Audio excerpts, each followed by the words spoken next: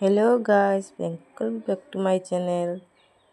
প্রথমে আলুগুলো আমি গ্রেট করে নিলাম। এরপর একটু কড়াইতে তেল দিয়ে জিরা ফোড়ন দিলাম, দিয়ে অল্প স্বল্প নাড়িয়ে একটু জল দিয়ে দিলাম। তারপর চিলি ফ্লেক্সগুলো দিয়ে দিলাম জলের মধ্যে। এরপর দিয়ে দিলাম কুচনো ধনে পাতা। তারপর এক বাটি সুজি আমি নিলাম, যার যেরকম ইচ্ছা সে পরিমাণে নিতে পারো। আমি এক বাটি সুজি নিলাম।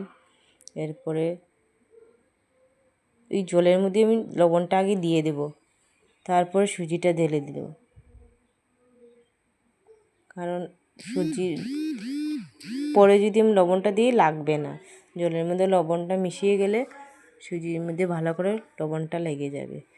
এরপরে যে আমি আলুগুলো গ্রেট করেছিলাম, ওই আপনারা সিদ্ধ করা আলুও দিতে পারেন, আমি গ্রেট করে নিয়েছি।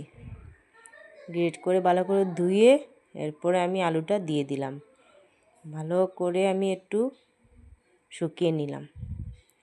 শুকানো হয়ে যাওয়ার পর আমি ওটাকে নামিয়ে নেব। নামিয়ে নেওয়ার পর আমি ওইভাবে বেলনি দিয়ে বেলে, আপনারা যে যেরকম পারেন শেপে দিতে পারেন। আমি বরফি শেপে দিয়েছি, আপনারা যা ইচ্ছা দিতে পারেন। এরপর আমি তেলে ভেজে নিয়ে বিকালে টিফিন বানিয়ে নিয়ে সুজি আলু নাস্তা। Okay guys, thank you.